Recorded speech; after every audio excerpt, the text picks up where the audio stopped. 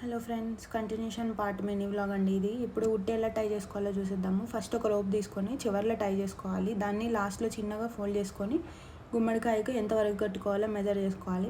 Next మిగిలిన rope మొత్తం ఒక సైడ్ తీసుకొని ఫోల్డ్ చేసుకున్న దాన్ని బయటకు తీసుకురావాలి. ఫస్ట్ ఫోల్డ్ చేసుకున్న దాన్ని రోప్ పక్కన వీడియోలో చూపిస్తున్నట్టుగా కొంచెం వదిలేసుకోవాలి.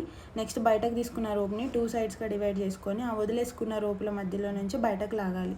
ఇప్పుడు వీడియోలో చూపిస్తున్నట్టు ఒక బేస్ తయారైపోతుంది. దాని అడుగున రెండు కలిపి ఒక చిన్న నాట్ వేసుకోవాలి. పక్కకు జరిగినా కానీ కింద పడుకుని ఉంటుంది అనమాట. పైనకు గుంజిన థ్రెడ్ను చివర్లో కట్ చేసుకొని 4 రోప్స్గా డివైడ్ చేసుకోవాలి. దాంట్లో ఒక రోప్తోని మిగతా 3 రోపుల మధ్యలో నుంచి అల్లుకుంటే ఉట్టి రెడీ అయిపోతుంది. చివర్లో టై చేసుకొని కట్టుకోవడమే. వీలుంటే ఖచ్చితంగా గుమ్మడికాయని గుమ్మం ఎదురుగా కడితే చాలా మంచిది. ఈ వీడియో నచ్చితే లైక్ చేయండి, సబ్స్క్రైబ్ చేయడం మాత్రం అస్సలు మర్చిపోకండి. ఇలాంటి ఇంట్రెస్టింగ్ వీడియోస్